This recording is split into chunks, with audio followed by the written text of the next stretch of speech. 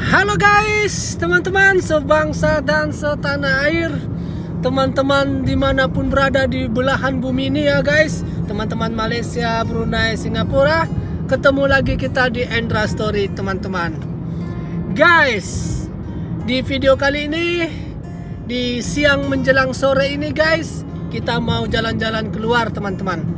Biasa bersama istriku berakhir pekan guys. Tapi video kali ini kita bukan tentang kita jalan-jalan ya teman-teman. Walaupun ada jalan-jalannya gitulah guys. Di video kali ini aku mau kasih lihat teman-teman itu jalan lalu lintas di suasana perjalanan kita. Gitulah teman-teman, di jalan raya Jepang ini guys. Karena untuk menyambungkan tentang bagaimana kenapa SIM kita nggak diakui di Jepang ini gitu kan guys. Kenapa SIM Vietnam diakuin di Jepang tapi SIM Indonesia nggak diakuin. Jadi baper lah kita kan. Udahlah, itu aja lah, nggak usah mobil-mobil kendaraan orang Jepang masuk ke Indonesia. Pilih kasih, masa SIM Indonesia nggak diakui, SIM orang diakui di Jepang gitu kan teman-teman. Jadi untuk untuk mereferensikan biar kalian lihat bagaimana suasana jalan raya di Jepang ini. Ibaratnya layak enggak kita dengan kebiasaan kita berkendara di Indonesia, kita berkendara di Jepang ini. Layak enggak gitu. Gitulah teman-teman. Layak enggak kita SIM kita diakui di Jepang ini. Kalau kita melihat suasana jalan raya di Jepang, kan gitu kan guys. Ini kan bukan masalah kita orang Jepang tidak menghargai Indonesia. Ini bukan tentang itu, tentang menghargai teman-teman, tapi tentang kedisiplinan berlalu lintas. Jadi kalaupun Vietnam, SIM Vietnam, kendaraan Jepang itu kendaraan Vietnam itu boleh SIM Vietnam itu boleh diterapkan di Jepang, ya mungkin mereka lebih baik berkendara daripada kita guys. Atau polisi lalu lintasnya pemerintah kita belum bekerja sama dengan Jepang. Mungkin itulah teman-teman melihat dari beberapa faktornya gitu guys. Di Thailand, di Malaysia, di Singapura boleh kok SIM Indonesia. Ya boleh, kalau di negara ASEAN SIM Indonesia diakuin ya, karena ASEAN kan mungkin menghargailah sesama ASEAN kan. Mungkin cara berkendaranya sama. Tapi nggak tahu lah, itulah, nggak usah kita bicara itu. Tapi yang pastinya aku mau kasih lihat suasana jalan raya di Jepang ini guys. Karena kita mau jalan-jalan di siang hari ini, mau ke suatu pedesaan. Kita mau ke pedesaan lah ini teman-teman. Jadi kita dari tempat kita sampai ke pedesaan, kita lihat suasana berkendaranya. Biar bahan referensi. Biar referensi guys, layak nggak kebiasaan kita berkendara di Jepang ini, di Indonesia kita terapkan di Jepang ini, gitunya teman-teman. Sekalian mau kemana bang? Ke pedesaan lah pokoknya. Karena di akhir pekan biasanya kita jalan-jalan olahraga kecil ke sebuah taman kan, ke taman terus. Kali ini kita ke ke pedesaan lah, nantilah guys kita lihat apanya di sana. Tapi di video ini tentang jalan umum, jalan raya lah ya guys. Jalan raya, itunya teman-teman. Tetapnya Jepang menghargai Indonesia. Tapi kalau masalah menghargai, tapi dibolehkanlah kita berkendara di sini. Dengan kebiasaan kita berkendara di Indonesia, apa enggak kacau balau lalu lintas orang ini? Bukannya kan memang realitanya guys. Aku kan bicara realitanya. Nanti cemana ya kan, semraut lah gitu guys. Jadi lihat sendirilah bagaimana jalan rayanya nanti teman-teman. Itulah guys. Kalau punya SIM Indonesia boleh. Kok teman-teman? Bukan boleh, agak meringankan kok ketika kita, misalnya aku ada SIM mengemudiku kan, SIM Indonesia. Ketika aku mengurus SIM mengemudi di Jepang ini, ibaratnya biayanya yang murah teman-teman. Kalau dia mulai dari nol, nggak ada SIM Indonesia, kita biayanya itu lebih dari 30-40 juta guys. 30-40 juta. Tapi kalau kita punya SIM Indonesia, keuntungannya ya, biayanya lebih murah guys teman-teman. yang bisa jadi 5 juta gitu, 3 sampai 5 juta. Itu aja teman-teman keuntungan kita punya SIM Indonesia. Tapi namun kalau kita punya SIM Indonesia nggak diakuin untuk berkendara. Berkendara di Jepang ini teman-teman. Itulah guys, itulah keuntungannya kita punya SIM Indonesia di Jepang ini. Jadi kita disuruh belajar lagi, bukan kita disepelekan cara berkendara kita, enggak, disuruh belajar lagi. Karena sistem berkendara kebiasaan di Indonesia tidak sama di Jepang, tetapnya dihargai. Hanya kita disuruh belajar lagi tata tertib berlalu lintas, mematuhi peraturan lalu lintas. Itulah teman-teman, disuruh belajar lagi lah istilahnya. Bukan nggak diakuin ya, bukan nggak dihargai, disuruh belajar lagi. Oke guys, ikutin terus Endra Story. Banyak kali cakapku kan. Cakap. Banyak kali pun cakapmu bang. Oke, langsung aja kita lihat suasana perjalanan kita dari tempat kita ini sampai ke sebuah pedesaan di Jepang, terutama di jalan rayanya. Oke guys, ikutin terus Endra Story. Nah guys, ini ceritanya kan teman-teman, kita dari desa menuju ke desa. Ibaratnya antar desa dalam provinsi, begitulah teman-teman.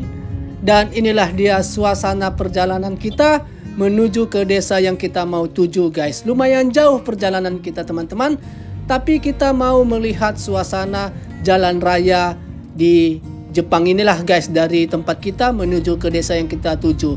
Biar menyambungkan pertanyaan-pertanyaan dari teman-teman itu kan, tentang kenapa orang Indonesia, SIM Indonesia tidak berlaku di Jepang. Apakah SIM kita lemah atau bagaimana kan gitu kan guys. Jadi untuk melihat referensinya, ini aja lah teman-teman, inilah jalan raya di Indonesia, di Jepang ini. Layak enggak kita, mampu enggak kita berkendara di sini guys, dengan kebiasaan kita berkendara di Indonesia. Bagaimana kita mengendalikan emosional kita berkendara di Jepang ini. Kalau orang Jepang ini emosionalnya udah terkendali guys. Udah apa orang ini, nggak ada emosi-emosi di jalan raya teman-teman. Nggak ada rasa-rasa emosi, tidak ada rasa-rasa kesal di jalan raya, karena sudah tertib berlalu lintas teman-teman. Nah inilah dia, kita mulai dari jalan kecil. Inilah suasana di jalan kecil teman-teman. Nah di jalan kecil ini mereka saling mengalah ini, saling berhenti mengalah, membuat satu jarak gitu kan, agar mobil yang satu mobil yang lain bisa jalan. Nah ini salah satu contohnya. Bagaimana, mampu nggak? Mampu nggak kita? Mungkin kalau udah di tempat kita kan, cepat matamu itu lama kali kau, woi, gitu kan guys. Emosi yang pertama, kita sudah emosi. Nah ini lagi, kita ketemu mobil dari berlawanan arah dan satu mengalah, diberi jarak lagi untuk yang jalan dari sini. Ini jalan kecil ya teman-teman, jalan kecil, dan saling mengalah, makanya cepat mengalir. Tidak ada kemacetan di Jepang ini guys. Jadi kalau sering bertanya, kok nggak ada mobil-mobil di jalanan gitu kan teman-teman, ya nggak ada lah. Orang ini parkir di tempat yang parkir yang sudah ada, itu satu ya kan. Baru jalanan ini mereka tertib berlalu lintas, tidak saling mendahului, tidak saling serempet menyerempet gitu kan teman-teman. Jadi cepat mengalir kemacetannya guys. Nah ini dia lampu merah, berhenti. Panjang ini, lihatlah panjang di sana. Nggak ada yang saling mendahului guys. Baru jalan lagi. Mampu nggak kita seperti ini guys? Mungkin teman-teman kalau ini ya yang kelihat, realitanya aja lah guys. Nggak usah yang lain-lain, realitanya aja lah. Mungkin dengan kemacetan ini kita sudah pingin cepat-cepat dari memotong sebelah kanan ini kan, gitu kan guys. Jadi seharusnya jalan ini 2, kita bikin jadi 3 ya kan. Untuk kita mendahului lebih cepat ya kan guys. Realitanya aja lah. Tapi di sini tidak boleh teman-teman, walaupun nggak ada polisinya. Teman-teman bisa melihat tidak ada polisi yang menjaga, tapi mereka di sini tertib. Nah itu ada lampu merah lagi, stop guys, nggak boleh nggak stop. Cemana Bisa kita seperti ini? Bisa lah bang. Di mana kaki dijinjing, bumi dipijak, kan gitu. Di mana kita berada, kita ngikutin aturannya lah. Bisa lah bang, kalau gini aja kan gitu kan. Pasti ada yang bilang gitu kan guys.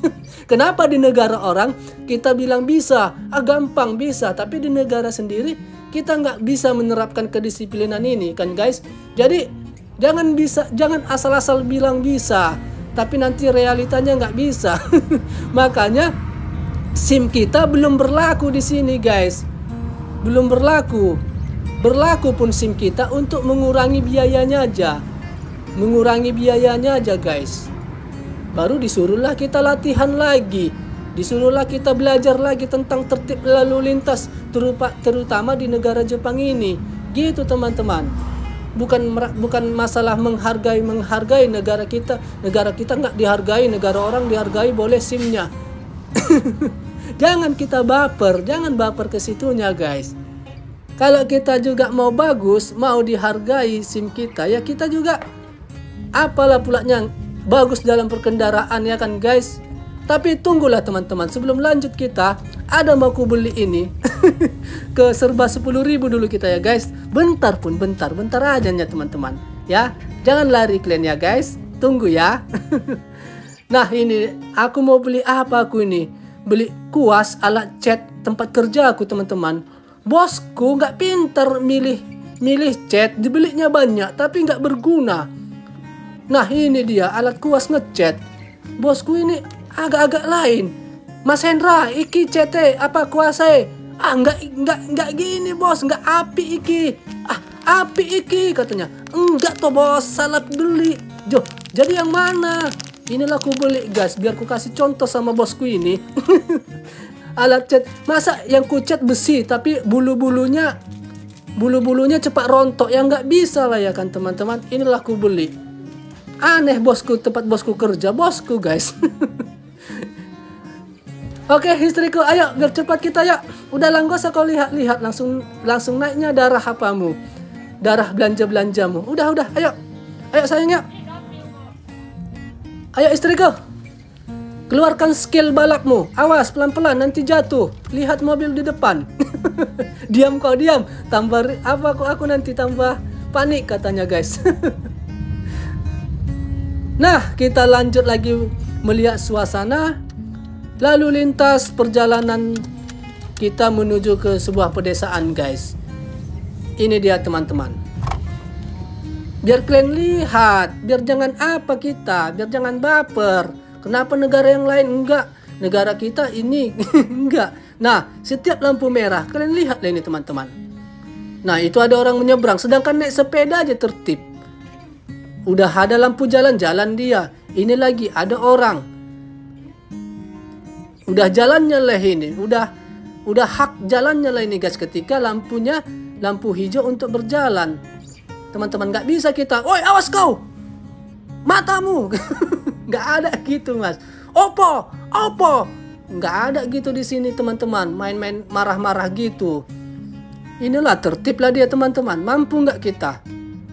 Mampu lah. Jangan asal bilang mampu aja. Kita memang bisa membawa mobil, bisa.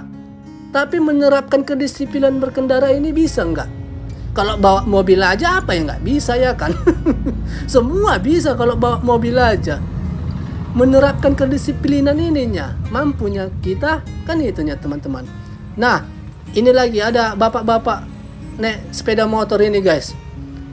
Di kanan kirinya garis warna orange. Nggak bisa dia ke kiri, nggak bisa ke kanan. Sama juga kayak aku ini sama istriku ini. Tetaplah di tengah-tengah garis orange ini guys. Nggak bisa mengikuti aturan kan.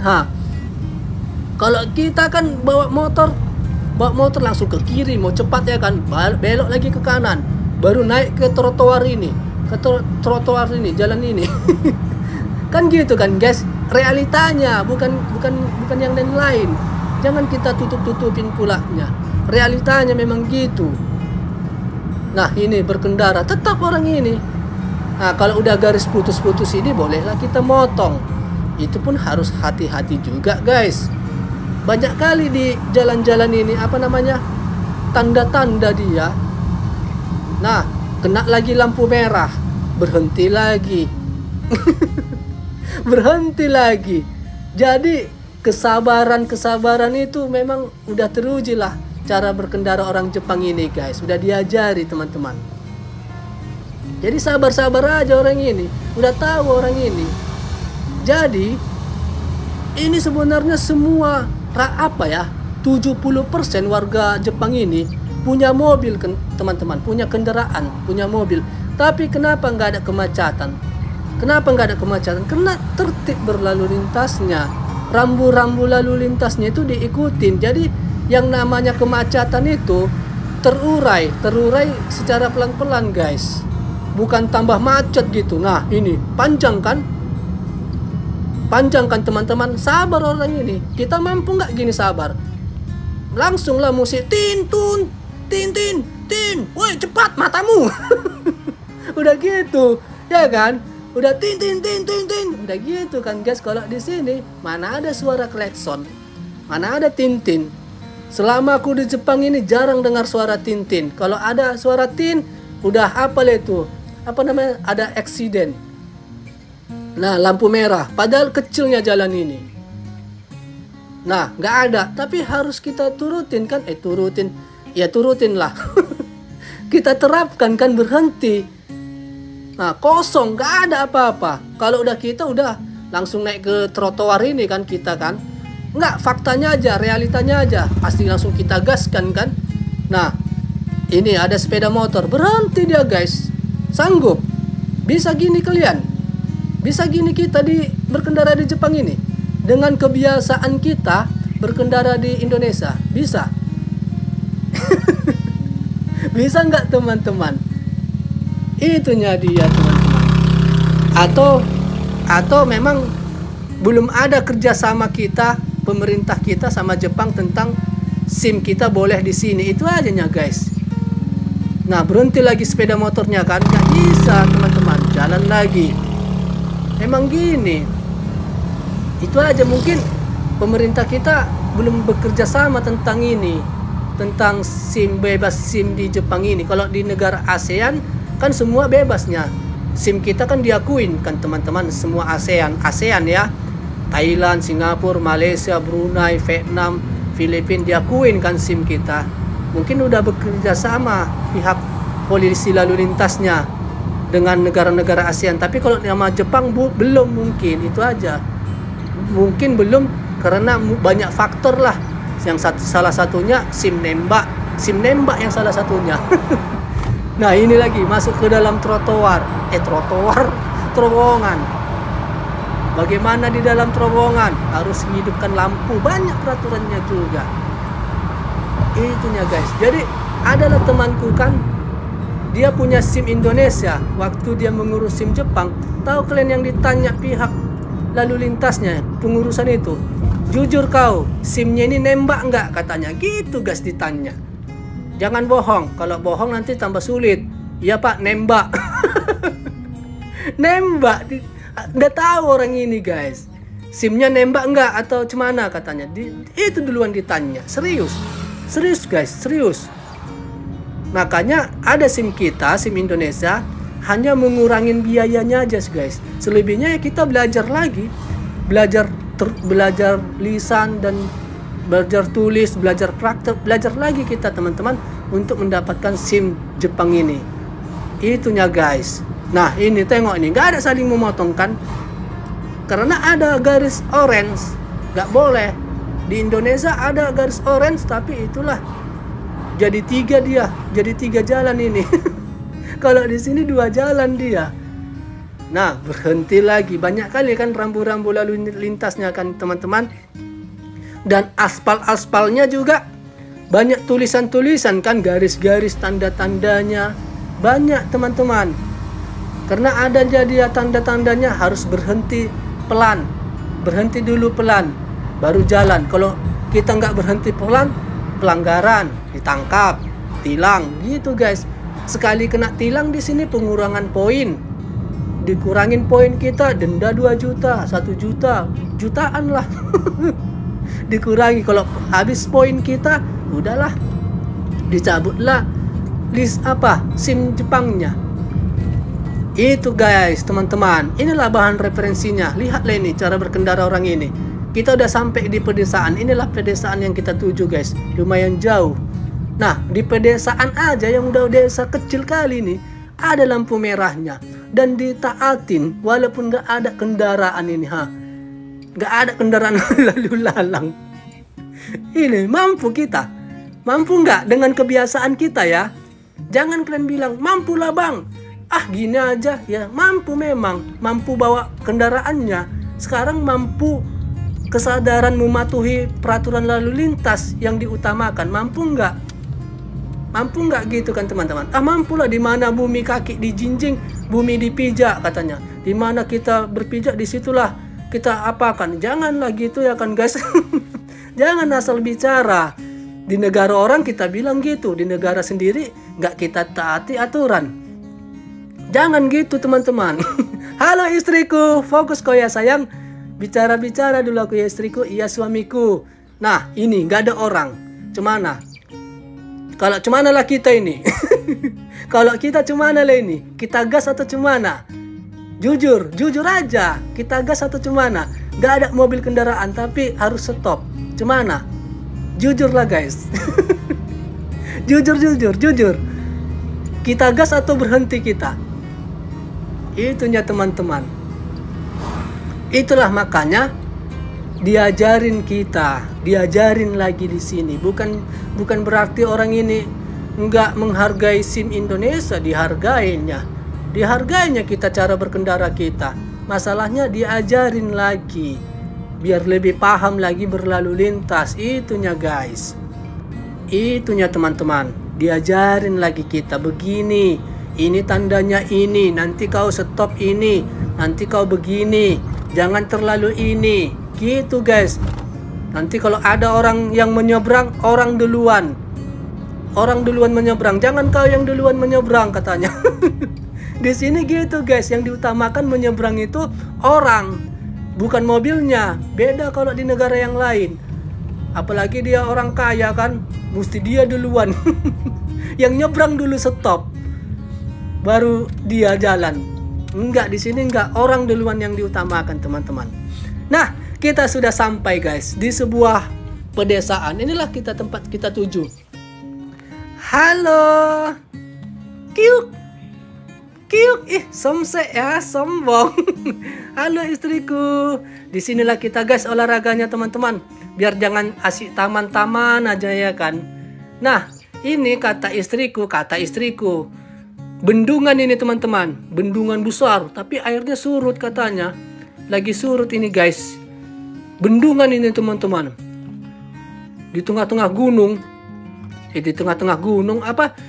Dilingkari gunung. di tengah-tengah gunung.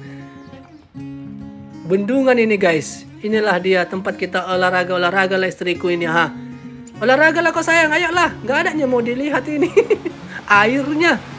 Tapi cantik guys. Nah, itu ada pedesaan, pondok desa. Pondok lah kita bilang ini ya kan. Karena cuman sekumpulan itu ajanya di tengah di tengah lembah gunung ya kan, lembah gunung kan guys, ada perkampungan. Dan ini di bawah ini takut handphoneku jatuh, nanti jatuh pula. Mana bisa lagi diambil kalau udah jatuh handphoneku. Di bawah itu udah bendungan jauh kali ini ke dalam ini. Istriku jangan, nanti bahaya. Tinggi juga pagarnya ditaruh guys, karena berbahaya. Bendungan, cemana lah bendungan, ya kan? Tapi ini lagi surut dia ini, bendungannya ini. Atau baru dikeluarkan airnya ya? Kalau dikeluarkan airnya ngeri kali ya kan guys, kayak tsunami itu. Cus, katanya. Oke guys, olahraga lah dulu kami. Olahraga dulu guys. Dan bendungan ini dibuat 1980. Mungkin itulah artinya ya kan guys. Nggak tahu juga lah, jangan percaya aja kalian. Kalian jangan langsung percaya apa yang ku bilang ya teman-teman. Karena belum tentu kebenaran yang apa ku bilang ini benar. Jangan. Kalian saring-saring juga lah. Media sosial ini kadang-kadang kalian bulat-bulat kalian dengar ya salah juga guys. Mana tahu informasiku juga salah. Mana tahu ini sungai kan? Kita nggak tahu. Ini ku bilang bendungan, rupanya sungai. Kan salah ya kan? Nah, ini dia. Inilah dia teman-teman. Nanti ini ku bilang bendungan, rupanya danau. Jangan juga. Jahat juga ini media sosial ini guys. jangan kita langsung percaya gitunya teman-teman. Maksud mau ku bilang. Oke lah. Olahraga lah kita istriku, lari janganlah, jalan-jalan aja lah. Nah, kita jalan ke depan sana guys. Enak kali ya, segar guys teman-teman. Segar kali teman-teman.